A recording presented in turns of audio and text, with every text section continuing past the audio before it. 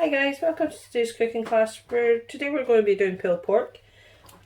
I've bought this from Sainsbury's. Now, this I'm actually cutting in half because there's only myself in the household. So I'm going to do it in two parts. I'm going to cook it in two parts. So what I'm going to do is I'm going to cut this in half and then freeze the rest of it. When you're doing pulled pork, it's good to get a pork shoulder.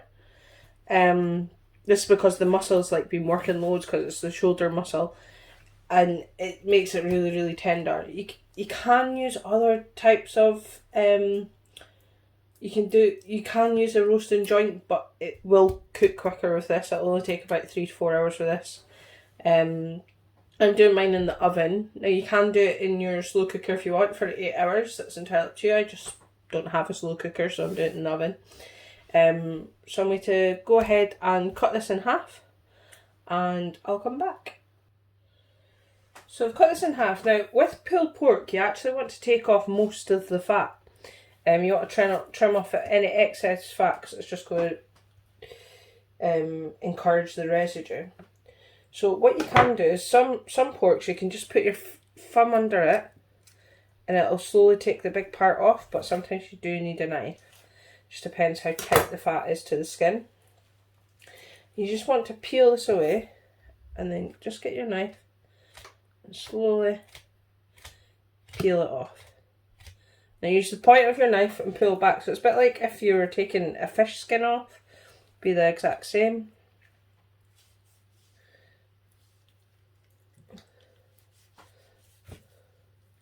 So you want to try and get as close to the skin as possible.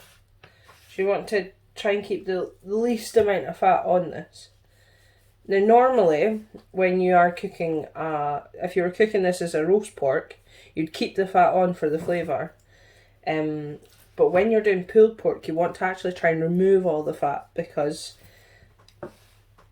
you want the flavour of the pulled pork to flavour your dish rather than the actual fat of the meat.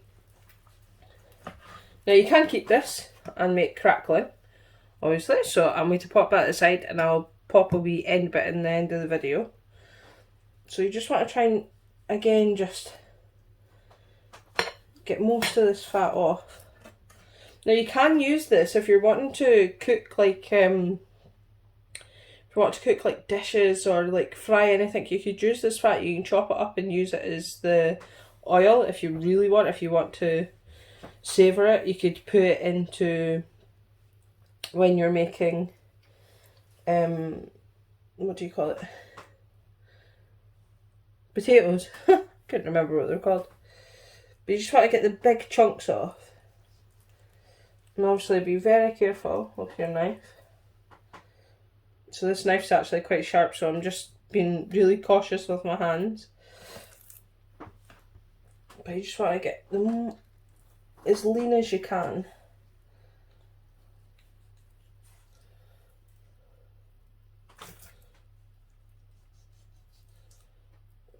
There's another big chunk coming off.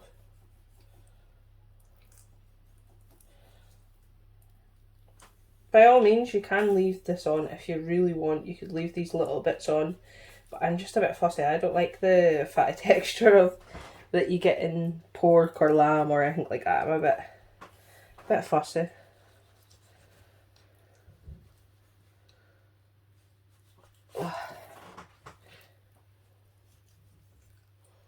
Almost. There we go. I'm just going to leave this little bit because it's not too thin. It's not too thick.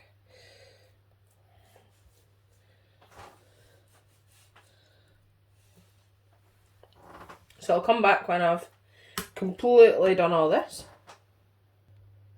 So what I've done is I've washed my hands. I've cleared all this just because my hands got a bit messy. And what I've done is I've collected my garlic granules, onion salt, paprika and normal salt, and a little tiny bit of pepper because I'm not a big fan of pepper. I'm just going to put more paprika in there. I just realised I've only done a little teaspoon.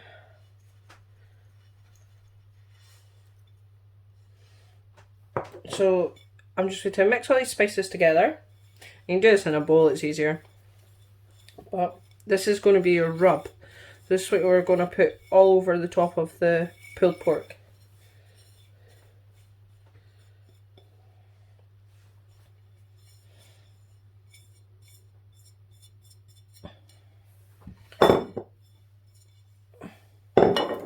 What I want to do is rub that right into the pork. So it'll start sticking to the pork because the pork's obviously moist.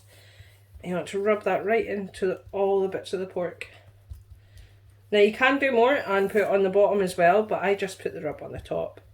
Because we're ready to sear it in a pan, and the bits of the rub that will come off will come off on the bottom. So I'll just be back to quickly wash my hands. So while I've got the pan on the heat, what I've done is I've chopped an onion also. So in the recipe I've got onions and shallots, but unfortunately I used the shallots in the cooking lesson, so we totally forgot. So I'm going to do just onion, just red onion. You could mix and match like what you add into this. So some people like to add their vegetables into it. Some people like to add like beer into the flavouring instead of Coke. There's loads of different ways in which you can do pulled pork, but essentially all you want to do is soak in a liquid and some flavoursome liquid.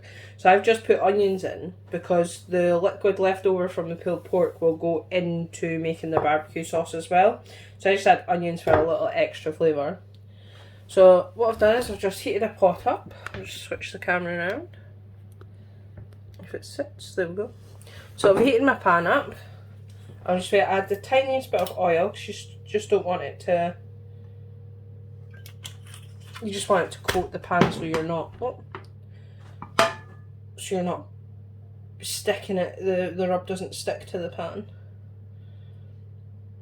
So all we're going to be doing is searing this pork.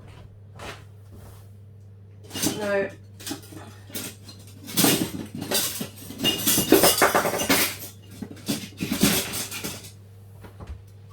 Sorry, I forgot my tongs. So all we're going to be doing, and the reason with seared pork is literally to lock in the flavour. It's so it helps retain all the moisture inside because you're searing it so it doesn't go all the way through. You just want to sear this on each side. So just a couple of minutes on each side because we're not fully cooking it, we're just searing it all in. So a lot of people, if you are doing like roast joints or roast beef or that, you'll see even on TV chefs, like you'll see they sear the beef before it goes in the oven. It's just to help the flavour as well. So I'll come back in a minute once this side's done. So I've just turned this over, so as you can see it's just slightly on the top. All I've done is sear it in. Just ever so slightly on the top. And like I said, because we were putting the rub on the bottom, and we put the bottom onto the pan, some of the rub then goes onto the bottom from the excess of the top.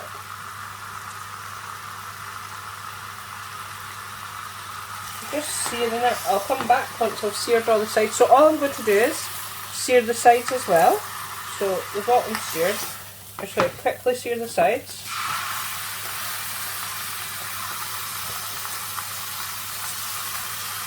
So you're just cooking it and no more, just cooking it and no more, and that's all.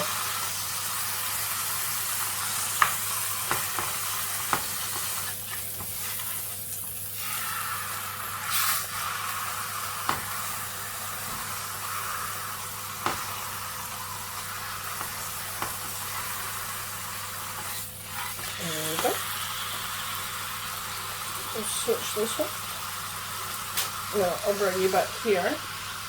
Now what I've done is, because I don't have a Dutch oven, so there's a thing called a Dutch oven which is like a little crock pot with a lid, but I don't have one of these. So what I normally do is, I fill my tray with foil just because you will find that this will stick a lot, especially when you're ready to use Coke, because Coke's got quite a lot of sugar in it. Now what I'm doing is spreading the onions a bit, because it's just for flavour.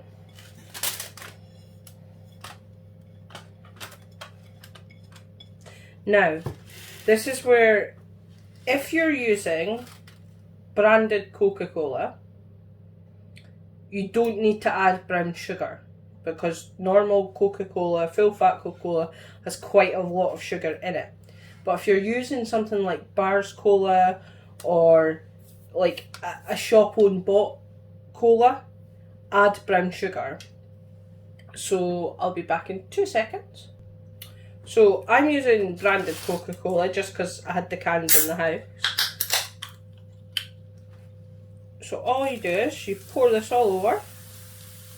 Now this is where you can add it up. So if you want to make, for example, in the barbecue sauce, I've got the options to add beer or wine. So you could cook this in beer, you can cook this in red wine, you can cook this in also, I'd say, diluted Jack Daniels.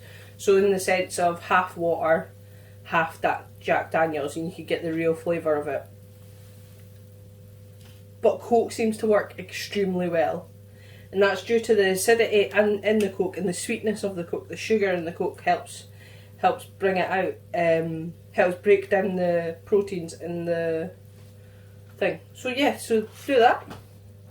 So then all we're doing after this is covering it. Now you want to make sure that it's very tightly sealed. Very tightly sealed. Because you want to lock in all that moisture inside, because that's what helps make the pulled pork. Now for pulled pork, you actually put it in a slightly low oven, so it's like you're slow cooking it essentially. So I've got a fan oven. I put my oven on 160 degrees centigrade. I'm sure that's round about gas mark 3 or 4, I think.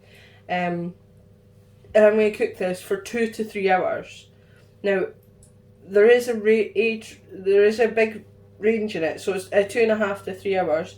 And the reason for this is sometimes some cuts of meat will cook quicker than others. It depends on the shape of your meat as well. But you can just test it after 2 hours. If it starts peeling away with a bit of a fork, then it's done. So we'll come back once this is finished. So for the barbecue sauce, I've got a carton of passata, so I'm just going to stick that in there. Now this does make around about 4 to 6 portions of barbecue sauce, but obviously you can keep it in the fridge, you can use it on your chips, you can use it on anything really you like barbecue sauce on. It's handy just to keep in the fridge. We'll keep in the fridge fresh up to about a month. I wouldn't recommend you freeze the barbecue sauce, but if you froze it in something, it's okay. Like for example, if you freeze the pulled pork, that's completely fine.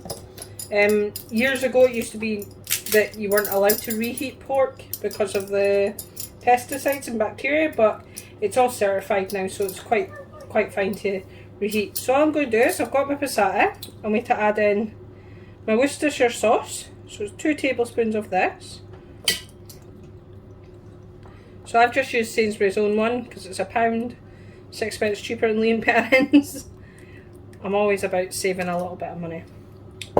And then I've not got any malt vinegar, but I've got cider vinegar. So you can use apple cider vinegar, you can use malt vinegar, you can use any.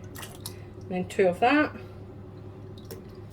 And then you want roughly about 25 grams of brown sugar.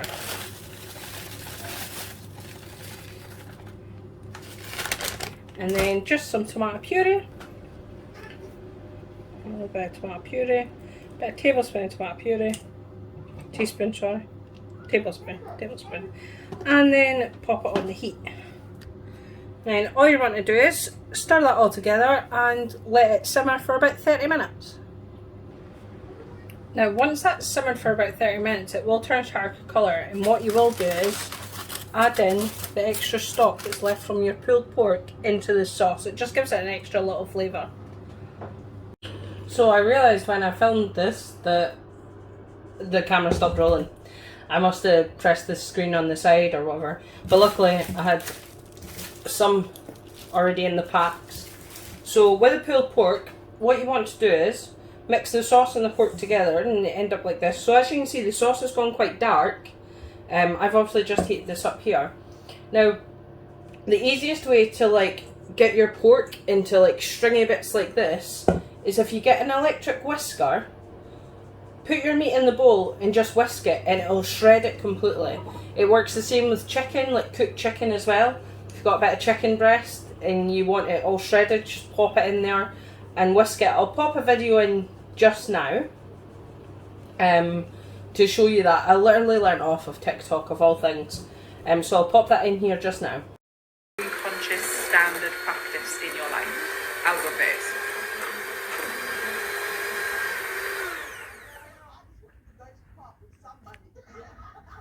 So next I'm going to show you the how to do the sweet potatoes. So we're with pulled pork. I always like doing sweet potato fries.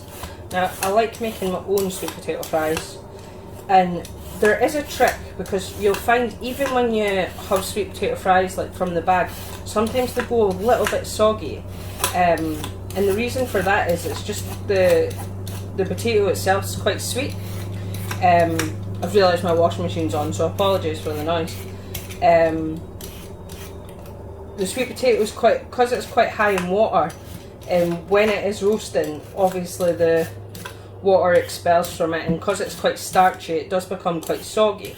But like if you think about like pasta, when pasta is like just left out, it goes that stodgy way. That's just due to the starch.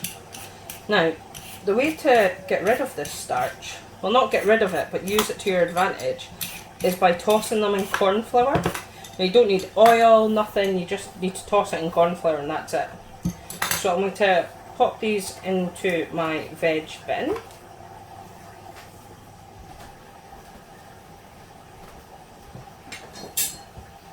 And I'm just going to chop this in half to make my life easier. And all you're doing is making as thick chips as you want.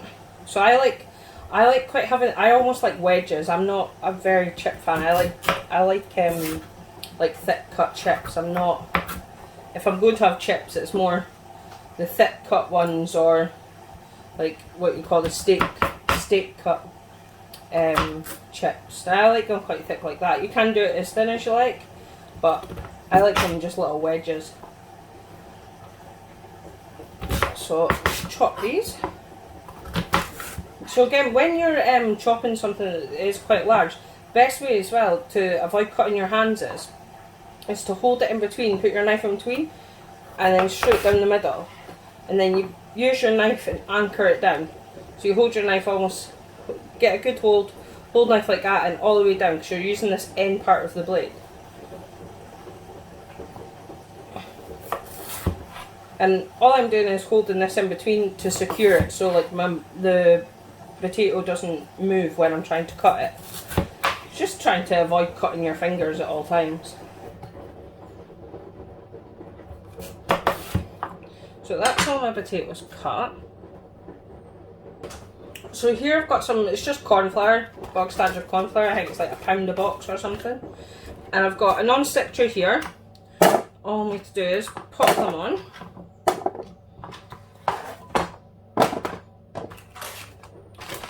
Then get the corn flour, sprinkle it in. Now they'll be quite dense anyway.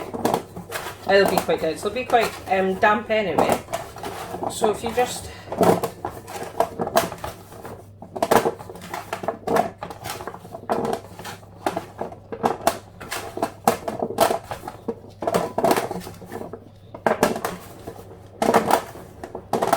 now you're making sure, it's just making sure it's coated.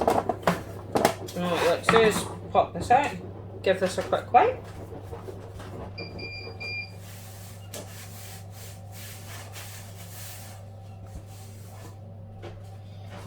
And then pop them back in. And then pop them in the oven at 220 for roughly 15 minutes if you've got a fan oven. If you've not got a fan oven, I'd say roughly about 20 minutes. But yeah, put them on a high heat, because you're essentially just roasting them. You're making little mini roast potatoes essentially. So I'll put them in the oven. And then while that's in the oven, we'll get our coleslaw done. So here I've just chopped some red cabbage, grated some carrot and chopped some red onion, and just gave it a good wash. And that's just to make sure like there's no dirt, nothing like that in the bowl. So So I'm just going to grab a bowl and pop. Now what you want to do is try and squeeze all the water out because you don't want any water in this.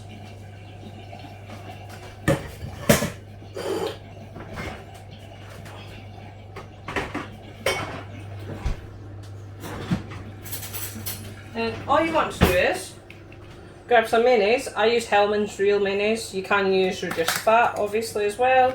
Use vegan mayo.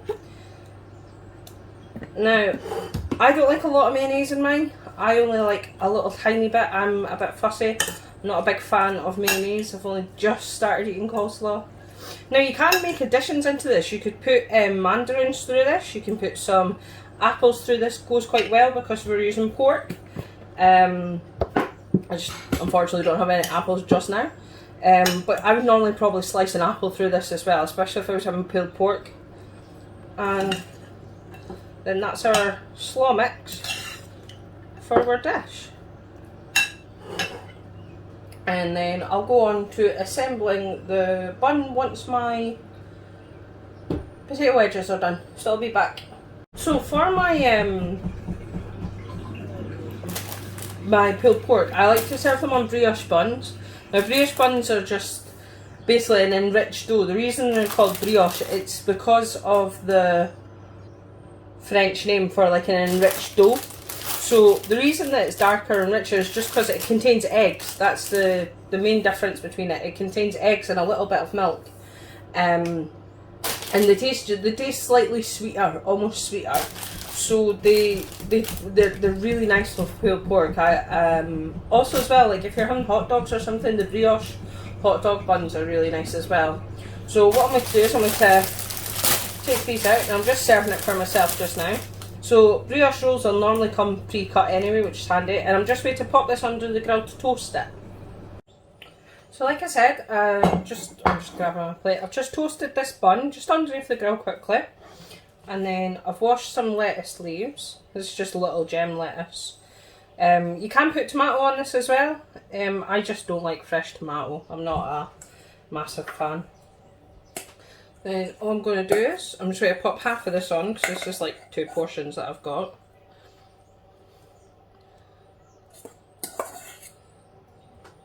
And then that.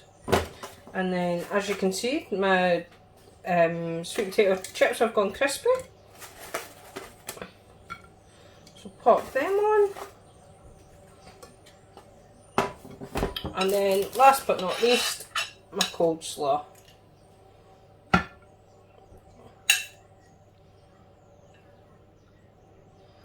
And there you have your sweet potato and